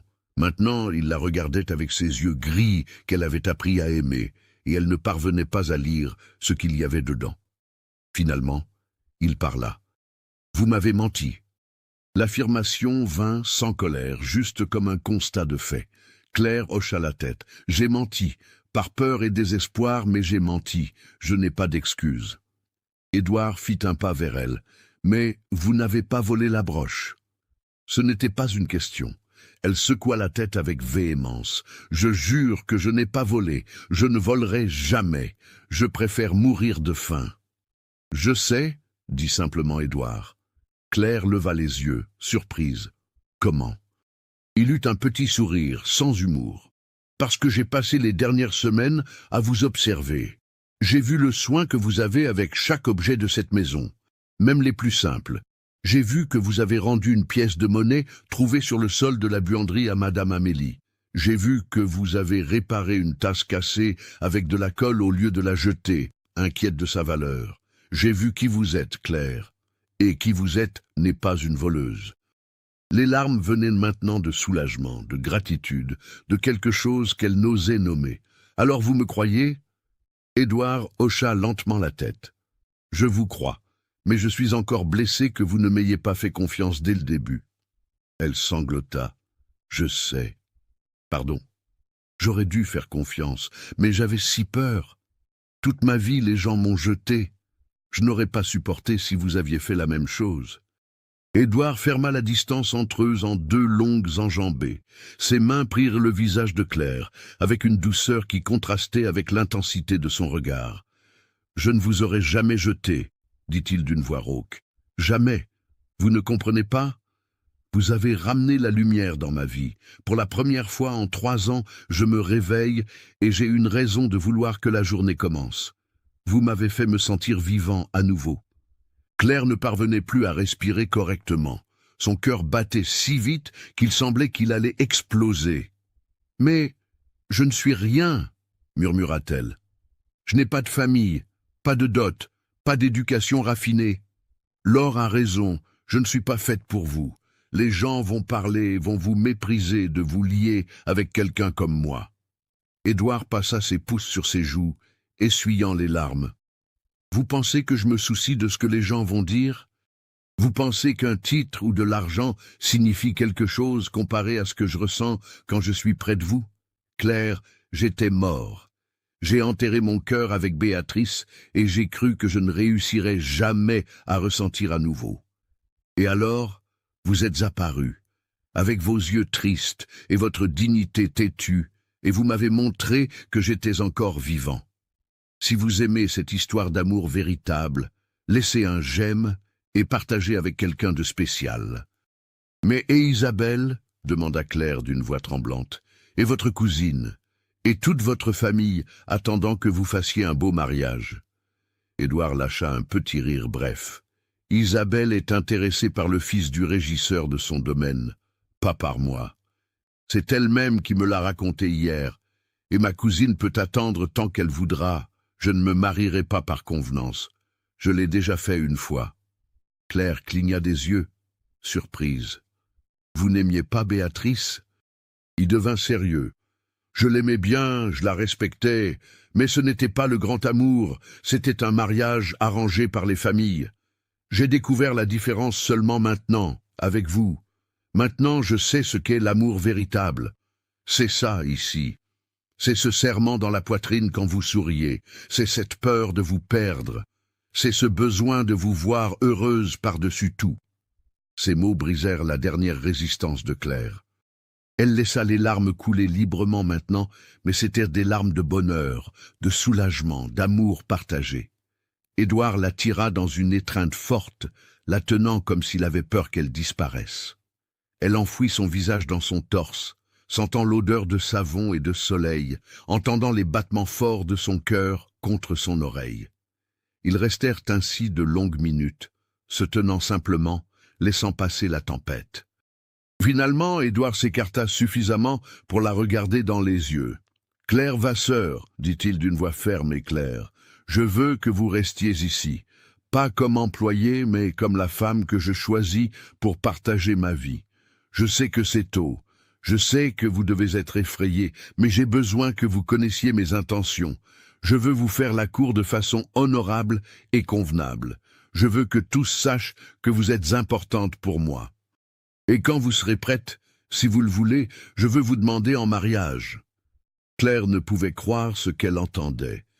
Cela ressemblait à un rêve, semblait impossible, semblait tout ce qu'elle n'avait jamais osé imaginer pour sa vie. « Mais les gens vont parler, » murmura-t-elle. « Ils vont dire que vous êtes fou, que je suis une profiteuse, que je ne conviens pas. »« Qu'ils parlent, » répondit Édouard avec conviction. « Je m'en fiche. La seule opinion qui compte est la vôtre. Alors dites-moi, Claire, me voulez-vous aussi, ou suis-je en train de tout mal interpréter ?» Elle regarda cet homme qui lui avait donné du travail quand personne d'autre ne le ferait, qui avait vu de la valeur en elle quand elle-même n'en voyait pas, qui avait choisi de croire sa parole contre l'épreuve. Comment ne pas l'aimer? « Je vous aime, » dit-elle simplement, laissant les mots sortir du cœur directement vers la bouche. Je ne sais pas quand ça a commencé, mais je vous aime. Et j'ai peur que tout cela soit un rêve et que je me réveille sur la route sans rien. Édouard sourit, un sourire véritable qui illumina son visage entier. Ce n'est pas un rêve, promit-il. Et alors, lentement et prudemment, lui laissant le temps de refuser si elle le voulait, il baissa le visage et embrassa ses lèvres. Ce fut un baiser doux, respectueux, mais chargé de promesses. Claire sentit comme si le monde entier s'était arrêté à cet instant, comme s'ils n'étaient que deux, là. Quand ils se séparèrent, tous deux étaient à bout de souffle. Édouard appuya son front contre le sien, souriant. « Je vais faire ça bien, » promit-il. « Je vais vous faire la cour comme vous le méritez. Mais d'abord, je dois régler une situation. » Il redressa les épaules et tendit la main. « Venez avec moi. » Ils retournèrent à l'intérieur de la maison, main dans la main. Claire était nerveuse, effrayée de ce qui allait se passer, mais la présence solide d'Édouard à ses côtés lui donnait du courage. Ils trouvèrent Laure, Isabelle et Madame Amélie dans le salon. Laure se leva immédiatement en les voyant entrer, main dans la main, l'air scandalisé. « Édouard, qu'est-ce que ça signifie ?» exigea de savoir la cousine. Il ne lâcha pas la main de Claire. « Cela signifie que Claire va rester dans ce domaine, non pas comme employée, mais comme mon invitée. Je vais lui faire la cour comme il se doit, et si elle accepte, je l'épouserai. » Laure devint pâle. « As-tu perdu la tête? Épouser une domestique accusée de vol? » « Elle n'est pas une voleuse, » dit Édouard d'une voix dure. « Et même si elle l'était, ce serait mon problème, pas le tien. Je te remercie de ta préoccupation, Laure, mais je n'ai pas besoin d'aide pour choisir avec qui je vais passer le reste de ma vie. » La cousine ouvrit et ferma la bouche plusieurs fois, clairement choquée. Isabelle, cependant, souriait. « Je trouve ça magnifique, oncle Édouard, » dit la jeune fille. « Tout le bonheur pour vous. » Madame Amélie, étonnamment, resta silencieuse. La gouvernante regarda d'Édouard à Claire et inversement évaluant. Finalement, elle soupira profondément. « Si c'est ce que monsieur veut, dit-elle d'une voix lasse, qui suis-je pour interférer ?» Mais elle regarda Claire avec avertissement. « Cette maison a été celle de Madame Béatrice. J'espère que vous la traiterez avec le respect qu'elle mérite. » Claire hocha la tête avec ferveur. « Je le ferai, Madame Amélie. Je le promets. » La gouvernante fit un signe de tête et sortit de la pièce, ayant clairement besoin de digérer tout cela seule. Laure, furieuse, annonça qu'elle partait le lendemain. « Je ne resterai pas ici pour être témoin de ce scandale, » dit-elle d'une voix indignée. « Isabelle, nous partons demain matin. » À la surprise de tous, Isabelle secoua la tête. « Je ne pars pas, maman. Je vais rester quelques jours de plus. Je veux mieux connaître le domaine, et le régisseur Daniel a dit que son fils rentrait de voyage demain. Je suis curieuse. » La façon dont elle dit cela, avec une étincelle dans les yeux, fit comprendre à Laure exactement ce qui se passait. Sa fille aussi était tombée amoureuse de quelqu'un d'inapproprié. « Vous êtes tous devenus fous, » dit la cousine, avant de quitter la pièce en tapant du pied. Laure partit le lendemain comme promis, ne laissant que récriminations et menaces vides de raconter le scandale à toute la famille. Isabelle resta 3 jours de plus, temps suffisant pour rencontrer Gabriel, le fils de Daniel, et confirmer que ce qu'elle ressentait était réel. Quand elle partit, ce fut avec la promesse de revenir bientôt et un sourire sur le visage qui ne trompait personne. Les jours suivants furent des jours d'adaptation. Édouard fit comprendre à tout le monde au domaine que Claire n'était plus une employée. Elle s'installa dans une des chambres d'amis du château, reçut des vêtements neufs et convenables, commença à apprendre la gestion du domaine à ses côtés. Daniel fut un allié dès le début, traitant Claire avec le respect dû. Les autres employés mirent plus de temps, mais finalement la gentillesse constante de Claire conquit la majorité. Madame Amélie fut la plus difficile. La gouvernante observait tout de ses yeux critiques, attendant que Claire commette une erreur qui prouverait qu'Édouard avait tort. Mais Claire ne commit pas d'erreur. Elle apprit vite, travailla dur là où c'était nécessaire, traita tout le monde avec respect et surtout prit soin d'Édouard avec un dévouement qui brisa lentement les barrières de la vieille gouvernante. La cour fut lente et respectueuse. Édouard ne voulait pas que quiconque, surtout Claire, pense qu'il profitait de sa situation de vulnérabilité. Ils passaient leur journée ensemble, chevauchant à travers les vignes, discutant des heures sur la terrasse, dînant côte à côte. Édouard lui parlait du domaine, de ses rêves et de ses projets. Claire lui racontait son enfance, la mère dont elle se souvenait à peine, les peurs qu'elle portait encore. Ce furent des moments de flirt indirect, ce genre qui réchauffe le cœur. La façon dont Édouard trouvait des excuses pour effleurer sa main quand il se passait des documents. La façon dont Claire souriait quand il entrait dans la pièce. Les blagues privées que seuls eux deux comprenaient. Les regards qui s'attardaient une seconde de trop. La façon dont il demandait toujours son avis sur les décisions du domaine. La manière dont elle laissait le café prêt tous les matins comme il l'aimait. L'amour grandissait non seulement dans les grands gestes romantiques, mais dans ces petits moments du quotidien, dans le soin mutuel, le respect, le partenariat qui se formait naturellement entre eux. Ce fut par une nuit de printemps, l'air empli du parfum des fleurs, qu'Édouard la demanda formellement en mariage. Il l'emmena au jardin où ils avaient sauvé le chaton ensemble, s'agenouilla sur la terre humide, et dit des mots simples mais profonds. « Claire, vous m'avez fait croire à nouveau en l'amour, vous m'avez donné l'envie de me réveiller chaque jour, vous m'avez fait sentir que la vie vaut la peine d'être vécue. Accepteriez-vous d'être mon épouse, non par convenance ou devoir, mais par amour véritable ?» Claire pleurait, mais c'étaient des larmes de pur bonheur. « Oui, » répondit-elle d'une voix tremblante, « 1000 fois oui. » Édouard glissa une bague en or simple mais belle à son doigt, l'attira pour un baiser qui scella la promesse, et pour la première fois de leur vie, tous deux sentirent qu'ils étaient exactement là où ils devaient être. Le mariage eut lieu en mai, quand les jardins étaient de nouveau en fleurs et que le ciel était d'un bleu parfait. Ce fut une cérémonie simple dans la chapelle du domaine, avec seulement les proches présents. Daniel fut le témoin. Isabelle revint pour être demoiselle d'honneur, et même Madame Amélie était là, les yeux humides malgré son expression sérieuse. Claire portait une robe blanche simple mais élégante, avec des fleurs dans les cheveux. Édouard ne la quitta pas des yeux durant toute la cérémonie. Quand le prêtre demanda s'il acceptait Claire comme épouse, sa réponse vint ferme et claire. « J'accepte, pour toujours. » Et quand vint son tour, Claire regarda dans les yeux gris de l'homme qui lui avait tout donné et répondit avec la même certitude. « J'accepte, pour toujours. » Le baiser qui scella l'union fut applaudi par tous les présents. Pour la première fois de leur vie, tant Édouard que Claire se sentirent complets. Deux âmes blessées qui s'étaient trouvées au bon moment, au bon endroit, et qui avaient choisi de guérir ensemble. Les années passèrent, et le domaine Sainte-Claire prospéra de manière que personne n'aurait pu prévoir. Claire, désormais Madame Nogaret, prouva être non seulement une épouse dévouée, mais une administratrice née.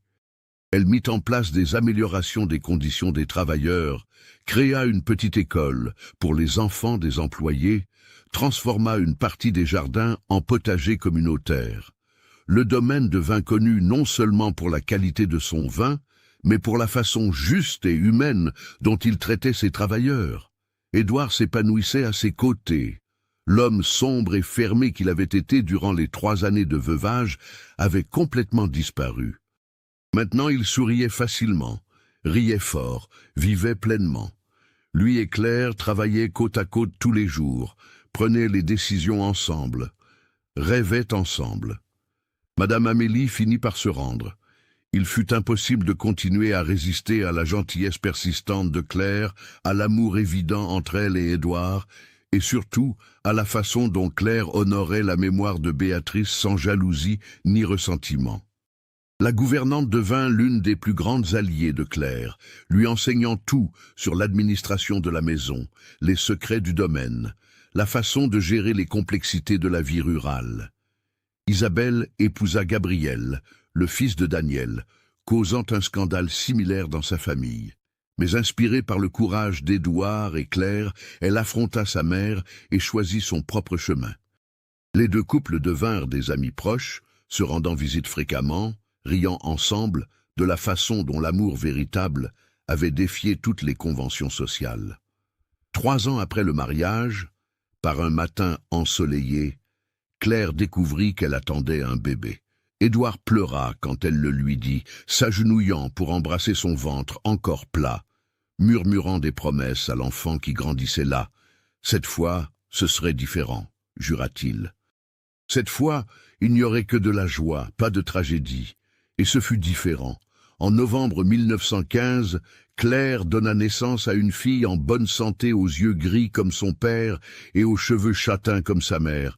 Ils l'appelèrent Sophie, et quand Édouard tint sa fille pour la première fois, avec Claire fatiguée mais rayonnante dans le lit à côté, il sentit le dernier morceau de douleur du passé guérir enfin. 2 ans plus tard, vint un garçon, qu'ils appelèrent Michel. Et 3 ans après lui, une autre fille, Hélène. Le domaine Sainte-Claire se remplit de rires d'enfants, de courses dans les couloirs, de vie vibrante et bruyante. Claire, qui avait passé sa vie entière à se sentir invisible et indésirable, était maintenant entourée d'amour de tous côtés. Un après-midi, presque 10 ans après cette arrivée désespérée avec une valise éventrée, Claire était sur la terrasse observant Édouard jouer avec les enfants dans le jardin. Sophie, maintenant âgée de 9 ans, courait après des papillons. Michel, 7 ans, essayait de grimper à un arbre. Hélène, 4 ans, était assise sur les genoux de son père, réclamant une histoire. Daniel, maintenant âgé de 70 ans mais encore robuste, vint s'asseoir à côté d'elle. « Qui l'eût cru, hein, Madame Claire ?» dit le vieux régisseur avec un sourire. « Cette fille maigre et effrayée qui est arrivée ici deviendrait la dame la plus respectée de la région. » Claire sourit, mais c'était un sourire avec une pointe de tristesse. Parfois j'ai encore peur de me réveiller et de découvrir que tout n'était qu'un rêve, confessa-t-elle tout bas, que je serais de retour sur la route, sans rien, sans personne. Daniel secoua la tête. Ce n'est pas un rêve, petite, c'est la vie que tu as construite avec courage et amour. Tu mérites chaque morceau de ce bonheur. Ce soir-là, quand les enfants dormaient et que la maison était silencieuse, Claire et Édouard s'assirent ensemble sur la terrasse regardant les étoiles. Édouard passa son bras autour de ses épaules, l'attirant contre lui. « À quoi penses-tu » demanda-t-il de cette voix qui faisait encore accélérer son cœur après toutes ces années. Claire se blottit contre lui. « Je pense à combien la vie est étrange, » dit-elle doucement. « Il y a 10 ans, je n'étais rien. Je n'avais rien, je n'étais rien. Je pensais que j'allais mourir seul et oublié, et maintenant regarde où je suis. » Édouard embrassa le sommet de sa tête. « Tu n'as jamais été rien, Claire. J'ai juste été le premier à avoir la chance de voir qui tu étais vraiment. » Elle leva le visage pour le regarder. « Tu m'as sauvé, » murmura-t-elle. Il secoua la tête. « Non, mon amour. Nous nous sommes sauvés l'un l'autre. J'étais mort de l'intérieur, vivant, mais pas vraiment en vie. Tu m'as ramené. Nous nous sommes sauvés ensemble. » Et il l'embrassa avec toute la tendresse et la passion que 10 ans de mariage n'avaient pas réussi à diminuer. Les années continuèrent de passer. Les enfants grandirent, forts et heureux, entourés d'amour et d'opportunités que Claire n'avait jamais eues. Sophie devint institutrice, consacrant sa vie à éduquer les enfants de la région. Michel reprit la gestion du domaine aux côtés de son père, prouvant avoir hérité de l'amour, de la terre de ses 2 parents. Hélène devint médecin, la première femme de la région à étudier la médecine, inspirée par le courage de sa mère qui avait défié toutes les conventions. Claire ne retourna jamais à Saint-Benoît. Elle n'en avait pas besoin. Elle avait construit sa propre famille, son propre héritage, sa propre place dans le monde. Mais une fois, bien des années plus tard, elle reçut une lettre. C'était de son cousin Gabriel, maintenant adulte, racontant qu'ils avaient retrouvé la broche de la grand-mère. Elle était au fond d'un tiroir de la cousine Renée, tombée entre de vieux vêtements. L'accusation contre Claire avait été une erreur, une terrible injustice. Gabriel présentait des excuses au nom de la famille. Claire lut la lettre, la plia soigneusement et la rangea dans un tiroir. Elle ne ressentit ni colère, ni satisfaction pour la vindicte tardive, juste une paix profonde. Cette fille qui avait été accusée et chassée n'existait plus. À sa place se trouvait une femme forte, aimée, respectée, qui avait construit une belle vie sur les cendres de la douleur. Édouard, maintenant aux cheveux complètement gris, mais toujours avec ses yeux gris perçants, la trouva sur la terrasse cet après-midi-là. Il vit la lettre dans sa main et demanda ce que c'était. Elle raconta, et il l'étreignit fort. « Je savais que tu étais innocente, » dit-il avec conviction. « Je l'ai toujours su. » Claire sourit contre sa poitrine. « Que serais-je devenue si tu ne m'avais pas cru ce jour-là » demanda-t-elle. Édouard l'écarta un peu pour la regarder dans les yeux. « Que serais-je devenue si tu n'étais pas arrivé ici » répondit-il. « Nous étions 2 morceaux brisés qui se sont emboîtés parfaitement. C'était le destin. » Elle rit, ce rire léger et heureux qu'il aimait tant. « Tu crois au destin ?» Il hocha la tête. « Je crois qu'il existe une personne qui nous complète. Et tu es la mienne. » L'histoire d'Édouard et Claire devint une légende dans la région. On racontait l'histoire du veuf riche qui avait défié toutes les conventions pour épouser une blanchisseuse sans famille. Comment cet amour improbable était devenu le plus fort et le plus vrai que quiconque ait jamais vu. Comment ils avaient prouvé que l'amour ne connaît pas de classe sociale, que le cœur choisit qui il choisit, et que les plus belles histoires sont celles que personne n'attend. Madame Amélie, avant de mourir à 85 ans, appela Claire à son chevet. La vieille gouvernante, qui avait tant résisté au début, prit la main de Claire avec une force surprenante. « J'avais tort à ton sujet, » dit-elle d'une voix faible mais ferme. « Tu es la meilleure chose qui soit arrivée à cette maison depuis que je suis ici. Béatrice t'aurait aimée, et je t'aime aussi, ma fille. Merci d'avoir si bien pris soin de mon garçon. » Claire pleura, tenant la main de la vieille dame jusqu'à la fin. Ce fut un autre adieu dans sa vie, mais cette fois elle avait une famille entière pour partager la douleur et le deuil. Des décennies passèrent. Claire et Édouard vieillirent ensemble, côte à côte, affrontant les joies et les tristesses que la vie apporta. Ils virent naître leurs petits-enfants, virent le domaine prospérer encore plus, virent le monde changer autour d'eux. Mais une chose ne changea jamais, l'amour qu'ils ressentaient l'un pour l'autre. Par un après-midi d'automne, alors qu'ils étaient tous deux septuagénaires, Édouard trouva Claire dans le jardin où ils avaient sauvé le chaton des décennies plus tôt. La petite bête avait vécu de nombreuses années et était partie en paix, mais le jardin restait l'endroit favori de tous deux. Édouard s'assit sur le banc à côté d'elle, prit sa main ridée et entrelaça ses doigts aux siens. « Regrettes-tu quelque chose ?» demanda-t-il. Claire réfléchit un long moment. « Je regrette d'avoir menti au début, » dit-elle honnêtement. « Mais même cela a fini par être important, car cela m'a appris à faire confiance. Alors non, je ne regrette rien. Tu m'as donné la vie la plus belle que j'aurais pu rêver. Tu m'as donné une famille, de l'amour, un but. Tu m'as tout donné. » Édouard porta la main de sa femme à ses lèvres et l'embrassa légèrement. « Tu m'as donné plus, » dit-il. Tu m'as donné une raison de vivre à nouveau. Tu m'as montré que le cœur peut guérir. Tu m'as donné les années les plus heureuses de ma vie. » Claire appuya sa tête sur l'épaule de son mari et ils restèrent là dans un silence confortable, regardant le soleil se coucher sur les vignes qui avaient été témoins de leur amour depuis le début. L'histoire de l'orpheline abandonnée de tous, qui trouva l'amour avec le veuf riche, n'était pas seulement une romance. C'était une histoire de seconde chance, de confiance en sa propre valeur, du courage de défier le monde par amour. C'était l'histoire de deux personnes blessées qui choisirent de guérir ensemble au lieu de laisser la douleur gagner. C'était une histoire de dignité, de respect, de véritable partenariat. Et quand, bien des années plus tard, les petits-enfants de Claire et Édouard demandaient comment leurs grands-parents s'étaient connus, ils racontaient l'histoire complète, l'arrivée désespérée, les rencontres furtives, le mensonge et le pardon, l'amour qui avait défié toutes les probabilités. Et ils terminaient toujours l'histoire de la même façon. « L'amour véritable, » disait Claire avec ses yeux encore brillants malgré l'âge, « n'arrive pas en dépit de nos blessures. Il arrive à cause d'elles, parce que ce sont nos fêlures qui nous rendent capables de comprendre les fêlures de l'autre. Et quand deux personnes brisées décident de se réparer ensemble, le résultat est quelque chose de plus fort et de plus beau que tout ce qui a jamais été parfait. » Édouard ajoutait toujours, serrant sa main, « Et le véritable amour ne choisit pas par convenance, par argent ou par statut, il choisit avec le cœur.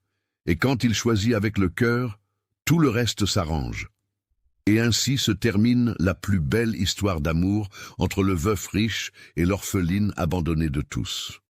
Une histoire qui a prouvé que l'amour véritable existe, qu'il vaut la peine de se battre pour lui, et que les meilleures histoires sont celles que personne n'attend, mais que tout le monde a besoin d'entendre. Car à la fin, nous sommes tous juste des âmes cherchant une autre âme pour nous compléter. Et quand nous la trouvons, peu importe les barrières, peu importe les obstacles, l'amour trouve toujours un chemin